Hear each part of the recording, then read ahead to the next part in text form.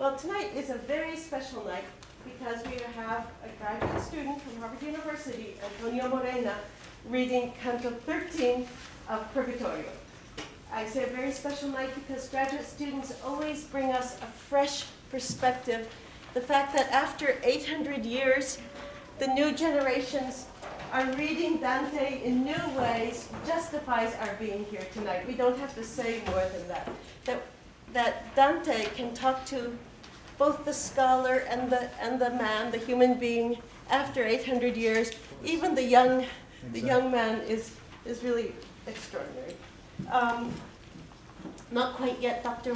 Morena, but soon to be, has already published, which is impressive, and presented papers at various conferences. And I just wanted to mention his dissertation because it's so interesting. It's called 1932, and I'll read his description. It's a case study of the 10th year anniversary of the March on Rome from a distance. Youth in 1932, school textbooks, realism in 1932, the popular novel in 1932, and Solaria in 1932. And it's obviously profoundly interdisciplinary and the kind of work that's really asking us to think in new ways, forcing us to think in new ways about something that we may think we know well. And I'm sure it augurs a very bright future for you, Antonio. I hope so. And in the meantime, we look forward to your reading of Purgatio XIII. Grazie. Well, it is a privilege for me to be here this evening with you, and I would like to thank Boston College and Professor Shepard for the opportunity. In the sense, I have, in a way, returned home, and I feel it very comforting to salire scale, to walk up stairs that give me a sense of belonging and of fellowship. I am a product of the Jesuit educational system, and the years spent in the Bronx at Fordham Preparatory School. The prep are still, without doubt, the most important years of my life, and I am firmly convinced that I would not be here this evening if it had not been for my mentors.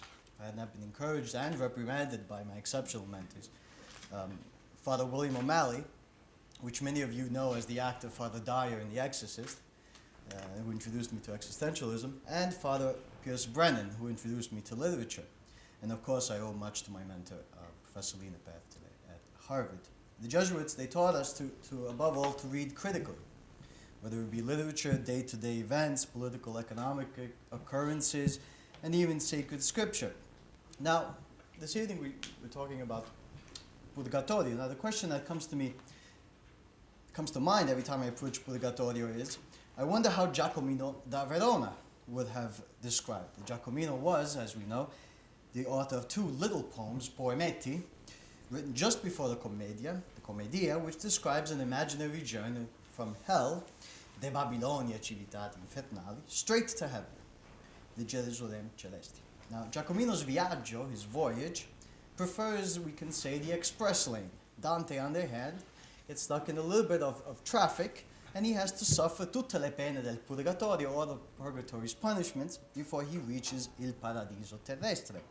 But we mustn't blame Giacomino, of course, because for taking the easy way out, and this is because Purgatorio was, as we know, to make a long story short, officially granted state status only a couple of years before the Commedia was written at the Council of Lyon in 1274. The only thing that Giacomino can be blamed for is for making us experience purgatory, for having to read his verses in this dialect. So now the souls are now forced to pay their debt to divine justice in a new realm, marked by opposition and continuity. Dante the Pilgrim is regaining earthly paradise. He's regaining history with a capital H. And yet at the same time, he is a simple pilgrim, amongst other pilgrims, engaged in the process of self-improvement. He has abandoned a static situation, Inferno, for a more dynamic one, Purgatorio. In a way, they are all going home. Purgatorio is a place of fellowship, of sharing, of communality. The souls we have seen, they huddle together, they sing together, they cry together, and so on and so on. It is also a unique realm which recuperates the concept of time. The time spent purging sins is but a limited temporary one. as opposed to the eternal torment and damnation suffered by those judged by Minos in hell. Purgatory recovers the human dimension, it recovers memory, and recovers the past. In some, these sinners have a different attitude towards the future, precisely because they are souls purging their folly, their folia, and they are seeking freedom, just as the pilgrim is, just as the exiled poet perhaps is, and perhaps just as we are when we read the Commedia.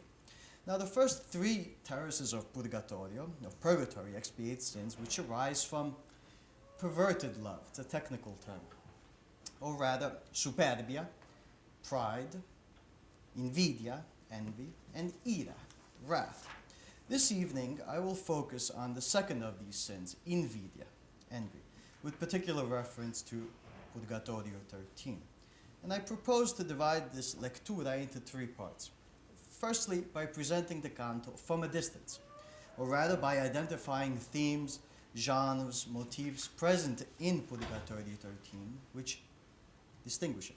Secondly, by focusing on intertextual elements, or rather, the ability that texts have to establish a dialogue amongst themselves on the basis of single words, passages, echoes, allusions, etc. That can be explicit, that is direct, they can be implicit, they can be hidden, or better yet, they can be unconscious.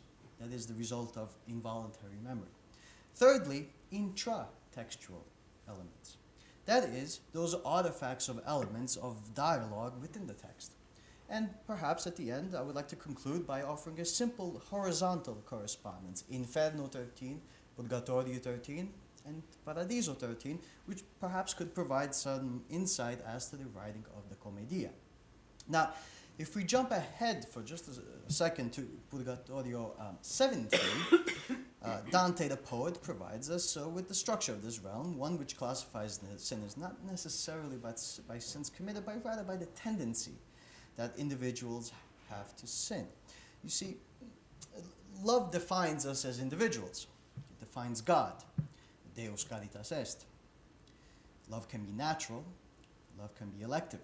Now, the first kind of love cannot go astray. The second type of love, elective, implicates both human intelligence and choice. Now, elective love can fail us in three ways. We can love the wrong object and fall prey to pride, envy, wrath. We can love with too little vigor, sloth. And thirdly, we can love with too much vigor, avarice, gluttony, and of course lust. Now, the first three terraces I was saying are dedicated to those souls that loved for the wrong reasons, for the wrong objectives. They loved the wrong objects. Purgatorio 13, our canto, houses those poor people that chose to feel spite and resentment at seeing the success of another, and so wanted to see that other person fail. These are the psychologically weak. These are the envious. And in Purgatorio 17, Dante writes, "Then there is one who, when he is outdone, fears his own loss of fame, power, honor, favor. His sadness loves misfortune for his neighbor. Onde s'attrista sì che il contrario ama." The key word there is, of course, ama. Love, desires, wants. Another key word is s'attrista. It's a technical term. Not to be translated as his sadness, but rather as he or she loves, desires, wants, misfortune for his neighbor because of his state, because of this sad state. So let's move on and begin by looking at our canto from a distance. At first glance, Purgatorio 13 presents itself as relatively uneventful, perhaps even tedious to read. How many of us today, such as the common consensus among scholars, are on familiar terms with the inhumane process of stitching shut the eyes of a hawk or a falcon? How many of us can explain the historical significance of the Battle of Colle in Valdelsa, or know about Sapia, or about the fable of the blackbird that sings in winter, Pier Pettinaio, the River Diana, Talamone, which is a quaint resort town, I know, or even Orestes. But we can say something about the structure of Purgatorio 13, a canto which is composed of 154 verses, which can be divided more or less into two equal sections, 72 verses and 79 verses. The first 72 lines describe the cornice, the inhabitants and the terrain of the terrace. The following 79 lines are devoted to our hero's dialogue with one of these envious souls, the Sienese noblewoman Sapia. So a common narrative procedure is present. The poet describes the nature of the vice by indicating first a collective, the envious, as a specific class of souls. He then focuses in on an exemplum, a soul that exemplifies the vice, a soul that stands out in the crowd. Let's focus on now on the most important intertextual elements. Dante and Virgil are now at the summit of the stairway that leads up from the previous level. No shades, no figurative carvings embellish this rock so as to offer the pilgrims of examples, guidelines regarding love.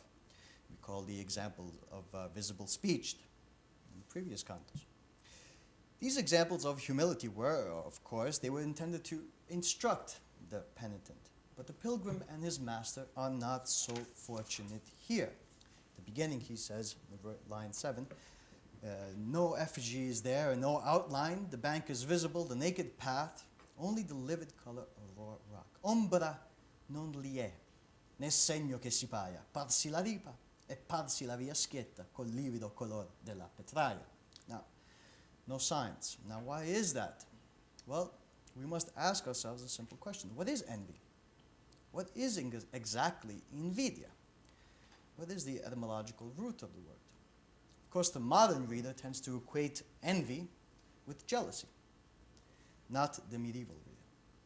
The medieval reader would have, the intelligent medieval reader, would have immediately conceptualized invidia not as wanting or desiring to possess someone else's stuff, but rather, for the medieval reader, invidia represented the negative desire, the negative wish that the person actually lose his or her stuff, la roba. Okay? Invidia, envy, by the way, was actually responsible for death's entry into human existence. And if I recall correctly, Satan was envious of God, Inferno 1. And it is, we can infer sin not to be taken lightly, and actually quite the history maker. St. Thomas, of course, he explains in his Summa, and I have the text in Latin, but I will translate it. And he says that nam caritas gaudet de bono proximi, invidia autem deodum tristatur. Charity rejoices in our neighbor's good. Envy grieves over it. And he says, unde manifestum est, spectacular, the conciseness, quod invidia ex sua genere est peccatum mortale. Therefore, it is evident that envy is a mortal sin in respect. Did Dante know the Summa, by the way? Oh yes, in respect of his genius. Now, Could you speak a a little bit louder. Yeah. Thank you. Well, if we remember the first text There's that a microphone there. if we remember the first text that I mentioned, the Italian says onde s'attrista sì che il contrario ama. Okay? The important word is trista, che il contrario ama. As for the etymological solution, I have a quote from Dante's son, Pietro di Dante, and I'll translate it. He says that the envious can be said to be extraordinarily blind. Envy makes it so, invidia facit, I use the scholastic pronunciation here, invidia facit, envy makes it so that one sees not that which one ought to see, expedit videre, et ideo dicitor invidia quasi non visio. And so one says invidia from not seeing. Okay? Now, if the envious are blinded by their vice, if the envious are blinded by their weakness, by their ignorance, by their lack of wisdom, then what good would it do to have these figurative carvings etched in the terrace to teach them the way, to teach the pilgrims the way? So this poses a problem for our duo. The lack of guidelines, the lack of directions slows Dante and Virgil down. And so Virgil, the pilgrim's guide, prays to the sun for guidance. Virgil, the pagan poet, prays to the sun for guidance, for the guiding light, for directions. It is the first and only time that Virgil prays. His prayer is not answered, and then they hear these voices. Purgatio 13, line 28. The first voice that flew by called out aloud, Vinum non habent. And behind us, that same voice reiterated his example. Afterwards, another voice. Verse 31. And as that voice drew farther off before it faded, finally another cried, I am Orestes. It too did not stop. And also a third voice. Line 34. Oh, dissi io, padre, che voci son queste?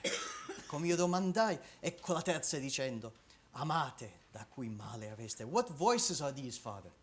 Were my words. And as I asked him this, I heard a third voice say, love those by whom you have been hurt.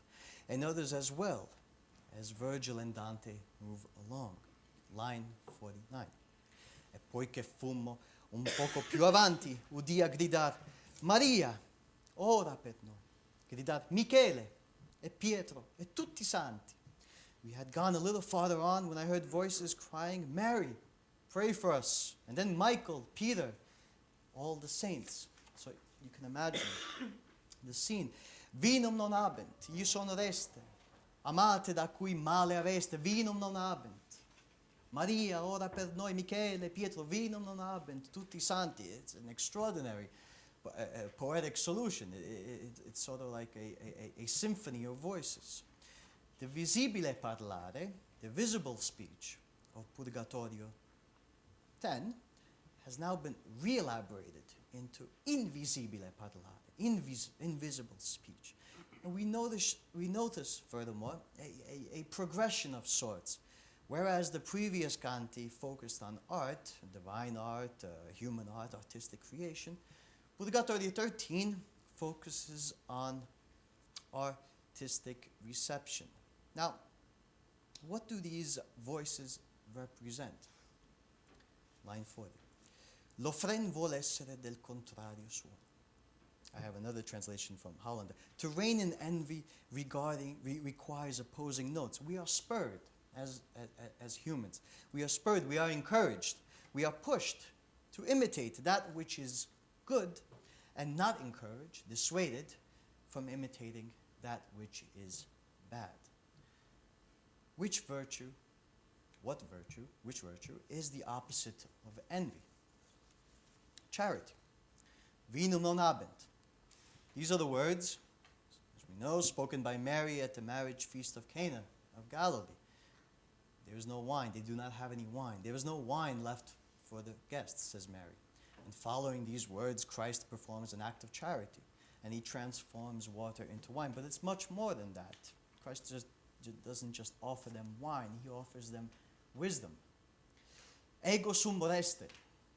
Io sono Oreste. I am Orestes. Orestes was, according to the Greek legend, the son of Agamemnon and Clytemnestra.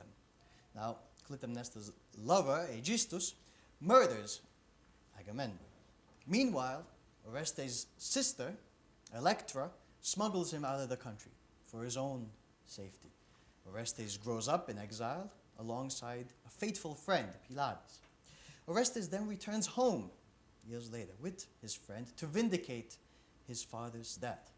Both Clytemnestra, his mother, and Aegisthus, his mother's lover, and his father's murderer are killed. So Orestes is subsequently wanted. He's a wanted man. He's wanted for murder. But it is his good friend that stands up for him, an act of charity, and he shouts out, Ego sum Orestes, I am Orestes. Following which Orestes shouts out, no, but I truly am. I say to you, Orestes. It's a spectacular scene, and Cicero writes about it in the De Finibus, and he says basically, to make a long story short, that the crowd goes wild when this happens. And Machiavelli, I believe Machiavelli mentions it as well. Now, diligite inimicos vestos, benefacite isqui oderant vos. Love your enemies, do good to those that hate you. Dante translates to Fiorentino, amate da cui male aveste. Matthew 5:44. Again, Christ to his disciples. But these are words that exist in the sacred scriptures of all religions. And when I teach Purgatorio, I try my best to bring as many texts into the discussion. For example, in Buddhism, he abused me, he beat me, he defeated me, he robbed me. In those who do not harbor such thoughts, hatred is appeased. Hatreds never cease through hatred in this world. Through love alone they cease. This is an eternal law. Judaism as well. Aid an enemy before you aid a friend to subdue hatred. Taoism, do good to him who has done you an injury. And of course the Quran. The good deed and the evil deed are not alike. Repel the evil deed with one which is better. Then lo, he between whom and you there was hate shall become as though he were a friend. And then I have another text from another book called the Hadith of Bukhari, where it's a book of anecdotes surrounding the Prophet's life. According to Anas, the Prophet said, help your brother whether he is oppressor or oppressed. According to Anas, after the messenger of God said, help your brother whether he's oppressor or oppressed, Anas replied to him, O messenger of God, a man who is oppressed I am ready to help. But how does one help an oppressor? By hindering him doing wrong, he said. Maria, ora per noi. Mary, pray for us. Michele, Pietro, tutti santi. Now the envious pray for their salvation as a collective, whereas during their lives they prayed for the destruction of their fellow human beings. They sing the litany of the saints. What follows is equally extraordinary. The vision of these penitents. They wear haircloth, like beggars. It is a stiff fabric, at times made from horsehair, times from bristles. It is a fabric that poorly retains body heat. It gnaws at the skin. The envious, they sustain each other now, as penitents against a rock, which is the same color as the cloth that covers them. And then, another horrible vision. Their eyes are stitched shut, not with thread, but with iron wire.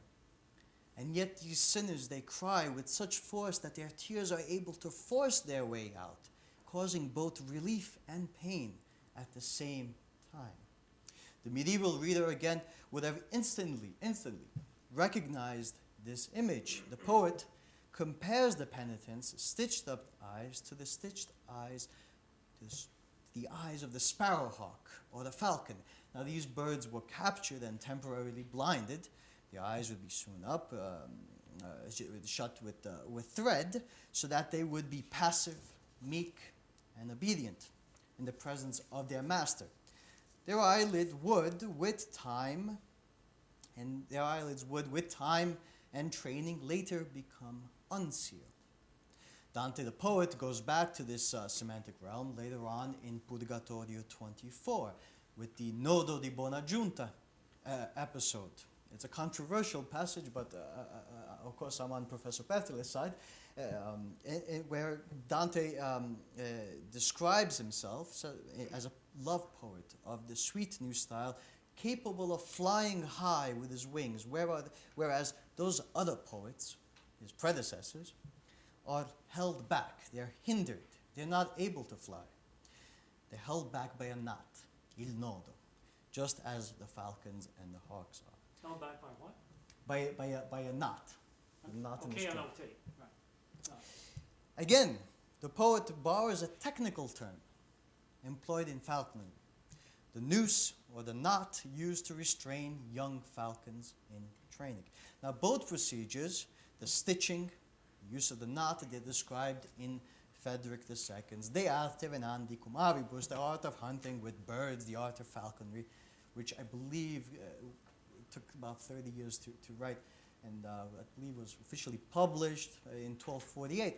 But the crude image, the immagine crudele, is justified, of course, by St. Augustine. And St. Augustine says, diligendo proximum purgas oculum ad videndum Deum. Thanks to the love for your neighbor, you purge your eye so that you can see God. And this comes from a text that Augustine wrote on the Gospel according to John. But the same phrase is also found in other texts, such as texts by the pseudo Saint Bernard, etc., etc.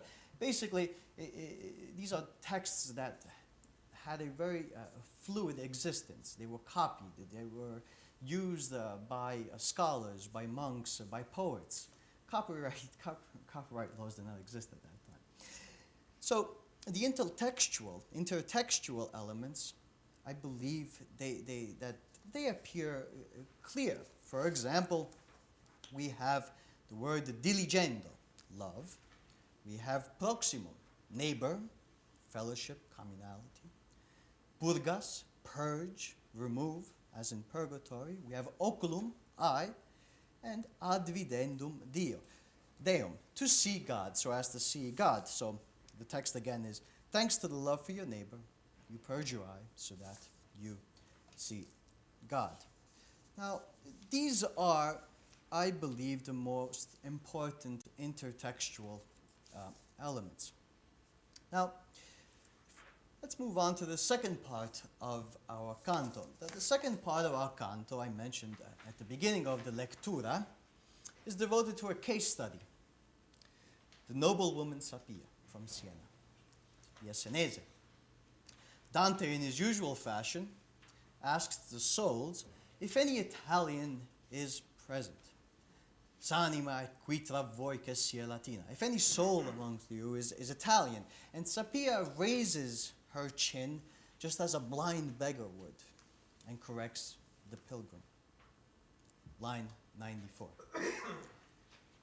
O frate mio, ciascuna è cittadina di una vera città, ma tu vuoi dire che vivesse in Italia peregrina. My brother, each of us is citizen of one true city.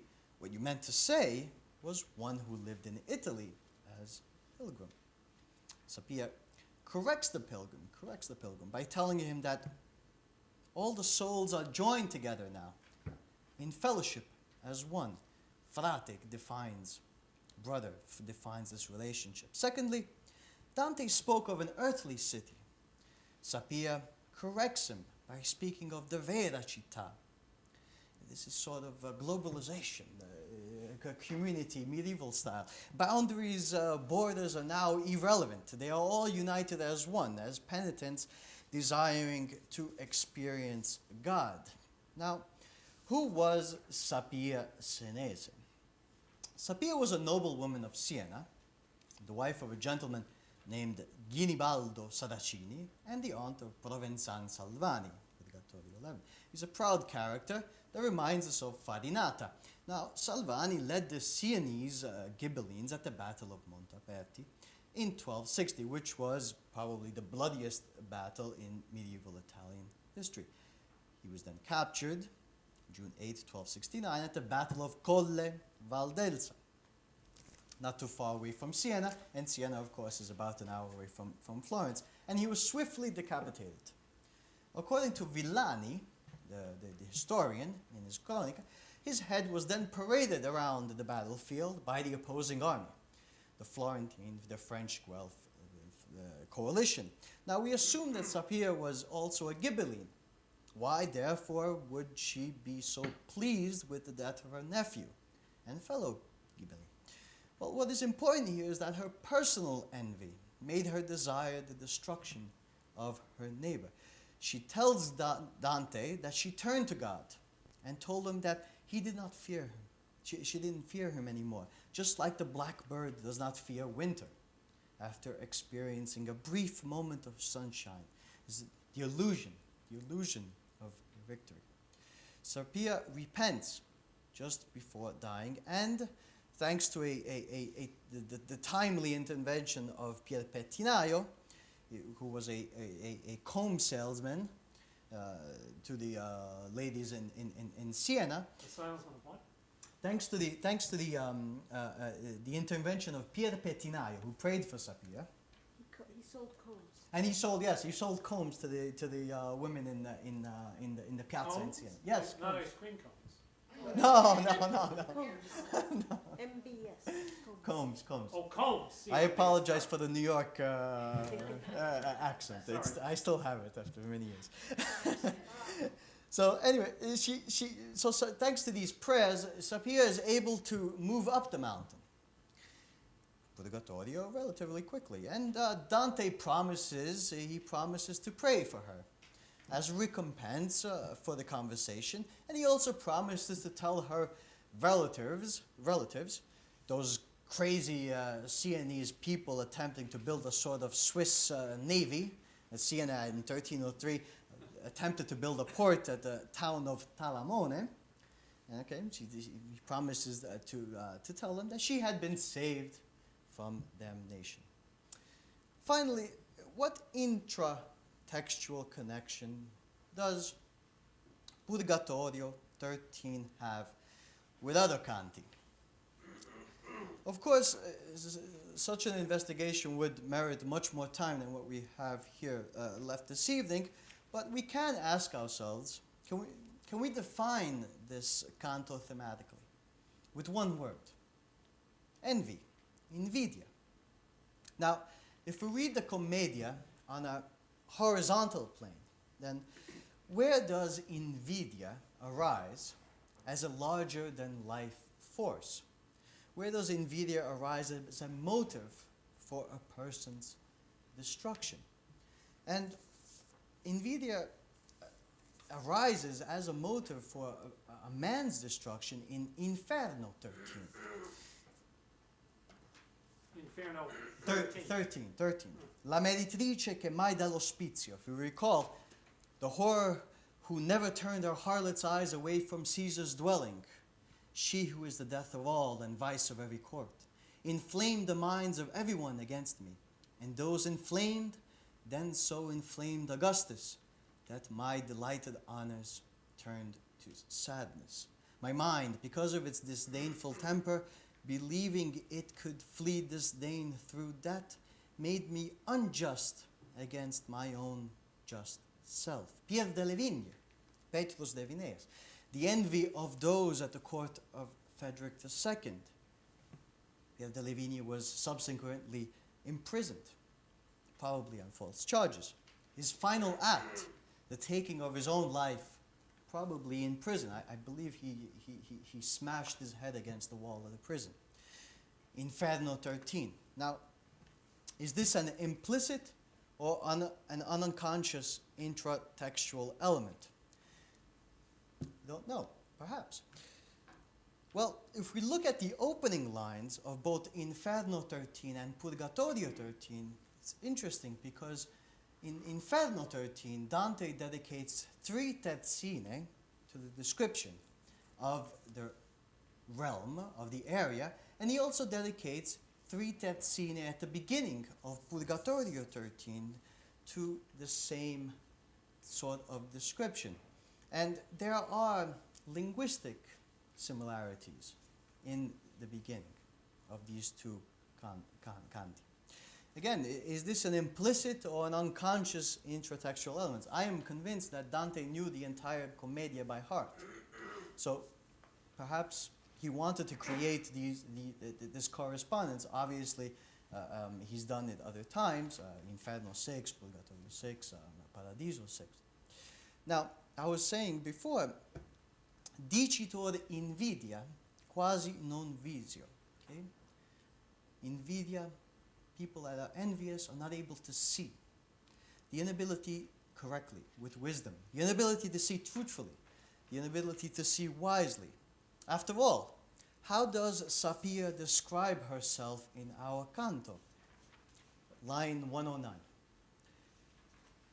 Savia non fui, avvegna che Sapia fossi chiamata, e fui degli altrui danni, più lieta assai che di ventura mia. I was not sapient, though I was called Sapia, and I rejoiced far more at others' hurts than at my good fortune. And about 2 hours ago, I didn't write this down, but I went to the Patrologia Latina, which is like a hobby of mine, and I plugged in Vinum non habent.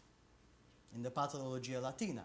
And curiously enough, there's a text by St. Augustine that speaks of sapienza and wisdom, and it connects the vinum non habent, they do not have wine episode through the exegetical tradition, very present in the Middle Ages, especially at Dante's time, with the whole episode. One would almost expect that Paradiso 13 provide us with a solution of sorts to this seeing issue, or rather, how does one see, guided not by envy, but by wisdom? One would almost expect a poet to present his readers with a final conclusion of sorts, a final warning, a final prophecy to his readers.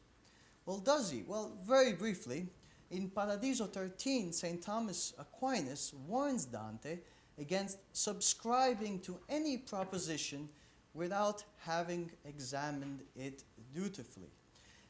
And he says in Paradiso 13, I'll just read it, take what I said with this distinction then. In that way it accords with what you thought of the first Father and of our beloved. And let this way as led to slow your steps, to make you move as would a weary man, to yes or no when you do not see clearly, whether he would affirm or would deny. He who decides without distinguishing must be among the most obtuse of men.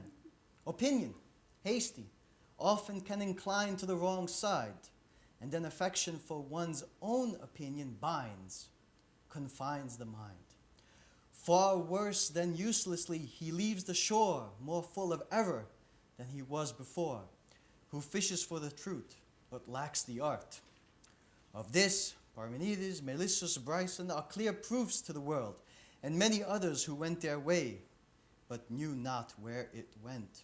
So did Sabellius and Arius, these are heretics, and other fools, like concave blades that mirror, who rendered crooked the straight face of Scripture. So too, let men not be too confident in judging. Witness those who in the field would count the ears before the corn is ripe.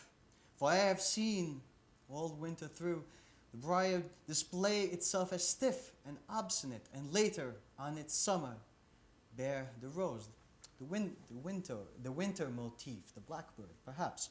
And once I saw a ship sail straight and swift through all its voyaging across the sea, then perish at the end at harbor entry. Let not Dame Bertha or Master Martin think that they have shared God's counsel when they see one rob and see another who donates. The last may fall, the other may be saved. Again, is this a coincidence, or is the poet attempting to tell us something about his own life experience as a poet in exile, via an illustrious character, the character, when it came to doctrine, St. Thomas? Just a final note. Towards the end of the canto, Dante tells Sapia that he will probably spend little time here amongst the envious. Of course, Dante is not envious. And so he's not particularly worried about having his eyes stitched up. What he is worried about is the time that he'll spend amongst the proud down below. You recall the episode. And he says in line 136, troppa è più la paura onde ho sospesa l'anima mia del tormento di sotto, che già lo incarco di laggiù mi pesa. Wait, I fear much more the punishment below. My soul is anxious, in suspense. Already I feel the heavy weight of the first terrors. Now, of course, the commentators have had a field day with this terzina. Okay? For example, Villani, the Cronica, the historian, he says, questo Dante, I'll read it in Italian, then I'll translate. Questo Dante, per lo suo sapere, fu alquanto presuntuoso e schifo, e isdegnoso, e, quasi a guisa di filosofo malgrazioso, non sapeva conversare con laici. Okay, it's exceptional, the structure. This Dante, because of his knowledge, he was presumptuous. He was schifo. He was unpleasant. He was disdainful, isdegnosa. And as a philosopher, he was unable to converse with the layperson. Okay? Villani, of course, Boccaccio, not to be outdone, fu il nostro poeta di animo alto e disdegnoso molto, molto presunse di sé. So again, a noble man, but also disdainful, presumptuous. Varissimo fu ed onore di pompa. He wanted to be honored and etc. Per avventura più che alla sua inclita virtù non si sarebbe richiesto. So this is basically Boccaccio's description of Dante as, I hate to use the word intellectual, but because it's not exactly a medieval term, but is very similar to what Villani says. And I'm sure Boccaccio probably copied what Villani said. Should we believe them? Well, perhaps this characterization was commonplace in the Middle Ages. It was probably a topos. After all, Guido Cavalcanti was described in the same way, in the same manner by Boccaccio in the Decameron. And the sixth day, the ninth novella. On the other hand, Villani's quote is spectacular. Non sapeva conversare coi laici, the conciseness. He did not know how to converse with the layperson. It's still relevant.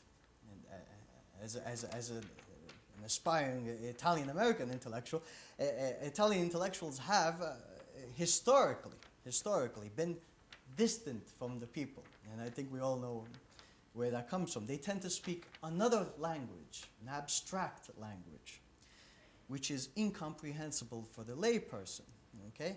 And obviously, efforts such as these, the Lectura Dantis, can only help, I believe, close the gap which Antonio Gramsci so eloquently described.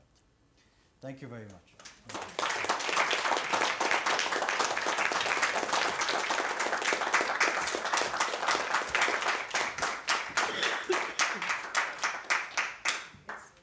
So now it's yeah. Well, since we are in Jesuit territory, legimus ad maiorem Dantis gloriam. Okay, so Purgatio 13, Canto 13. Noi eravamo al sommo della scala dove secondamente si disega lo monte che salendo altrui dismala. Ivi così una cornice lega d'intorno il poggio come la primaia, se non che l'arco suo piuttosto piega. Ombra non li è, né segno che si paia, parsi la ripa e parsi la via schietta col livido color della petraia. Se qui per dimandar gente s'aspetta, ragionava il poeta, io temo forse che troppo avrà d'indugio nostra eletta. Poi, fisamente al sole gli occhi porse, fece del destro lato a mover centro e la sinistra parte di sé torse. O dolce lume a cui fidanzi entro per lo nuovo cammino, tu ne conduci, diceva, come condur si vuol qui in centro. Tu scaldi il monto, tu sovresso luci, s'altra ragion in contrario non ponta, esser dien sempre li tui raggi luci. Quanto di qua per un migliaio si conta, tanto di là eravam noi giaiti, con poco tempo per la voglia pronta, e verso noi volar furon sentiti, non però visti, spiriti parlando, alla mensa d'amor cortesi inviti.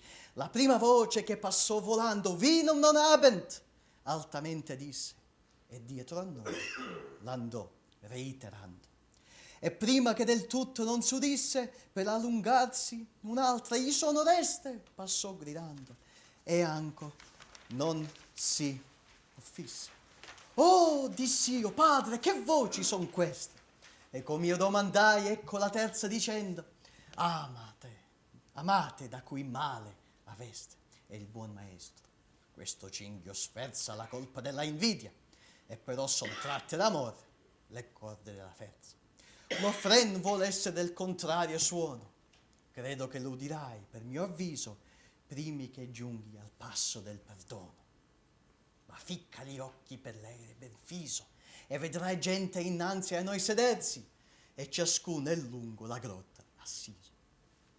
Allora, più che prima gli occhi apersi, guardami innanzi e vidi ombre con manti al color della pietra non diversi. E poi che fummo un poco più avanti, udia gridar Maria, ora per noi, gridar Michele e Pietro e tutti i santi. Non credo che per terra vada ancora uomo sì duro, che non fosse punto per compassione di quelli che io vidi poi. Che, quando fui sì presso di lor giunto, che gli atti loro a me venivan certi, per gli occhi fui di grave dolore mondo, di vil ciliccio mi parean coperti, e l'un sofferia, l'altro per la spalla, e tutti della ripa eran sofferti. Così li ciechi alla cui la roba falla stanno a perdoni a chieder lor bisogni, all'uno il capo sopra l'altro avvalla, perché n'altrui pietà tosto si pogna, non pur per lo sonar delle parole, ma per la vista, che non meno agogna. E come agli orbi non approda il sole, così all'ombre quivi, ond'io parlo ora, luce del ciel di sé, l'argil non vola. Che a tutti un fil di ferro i cigli fora, e cusce sì come a sparvier selvaggio, si fa però che questo non dimora. A me pareva, andando, fare oltraggio, veggendo altrui, non essendo veduto, perch'io mi volsi al mio consiglio saggio. Ben sapevei che volea dirlo muto, e però non attese mia dimanda, ma disse parla, e sì breve e arguto.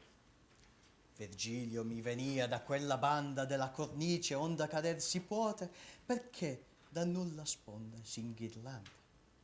Dall'altra parte m'eran le divote ombre, che per l'orribel costura premevan sì che bagnavan le gote. Volsimi a loro e, o gente sicura, incominciai di veder l'altro lume che il disio vostro solo ha in sua cura. Se tosto grazia risolve le schiume di vostra coscienza sì che chiaro per esser scenda della mente il fiume. Ditemi, che mi fia grazioso e caro, s'anima è qui tra voi che sia latina, e forse lei sarà buon se io l'apparo. O frate mio, ciascuna è cittadina di una vera città, ma tu vuol dire che vivesse in Italia peregrina. Questo mi parve per risposta udire, più innanzi alquanto che là dov'io stava, ond'io mi feci ancor più là sentire. Tra l'altre vidi un'ombra che aspettava in vista, e se volesse alcun dir come, lo mento a guisa d'orbo in su levava. Spirito, diss'io, che per salirti dome, se tu sei quelli che mi rispondesti, fammiti conto, o per luogo o per nome. Io fui sanese, rispose, e con questi altri rimendo qui la vita ria, lagrimando a colui che se ne presti. Savia non fui, avvegna che sapia fossi chiamata, e fui degli altrui danni più lieta assai che di ventura mia. E perché tu non creda che io t'inganni, o dissi fui, come io ti dico folle, già discendendo l'arco dei miei anni. Erano i cittadini miei presso a colle, in campo giunti con loro avversari, e io pregava Dio di quel che volle. Rotti fuor quivi e volti negli amari passi di fuga, e veggendo la caccia, letizia presi a tutte l'altre dispute. Tanto che io volsi in su l'ardita faccia, gridando a Dio, oh mai più non ti temo, come fe il merlo per poca bonaccia. Pace volli con Dio in sullo stremo della mia vita, e ancor non sarebbe lo mio dover per penitenza scema. Se ciò non fosse che a memoria m'ebbe Pier Pettinaio in sue sante orazioni, a cui di me per caritate increbbe. Ma tu chi sei, che nostre condizioni vai dimandando, e porti gli occhi sciolti, siccome io credo, espirando ragioni. Gli occhi, diss'io, mi fiano ancor qui tolti, ma picciol tempo, che poca è l'offesa fatta per essere con invidia volti. Troppa è più la paura onde sospesa l'anima mia del tormento di sotto, che già lo incarco da là giù mi pesa, ed ella a me. Chi t'adunque condotto qui su tra noi, se giù ritornar credi? Ed io, costui che è meco e non fa molto, e vivo sono, e però mi richiedi, spirito eletto, se tu vuoi che mova di là per te ancor li mortai piedi. Oh, questa è a udir sì cosa nuova, rispose, che gran segno è che Dio t'ami, però con priego tuo talor mi giova. E chieggioti, per quel che tu più brami, se mai calchi la terra di Toscana, che a miei propinqui tu ben mi rifami. Se tu li vedrai tra quella gente vana, che spera in talamone, e perderagli più di speranze che a trovar la diana, ma più vi perderanno lì a mirarli.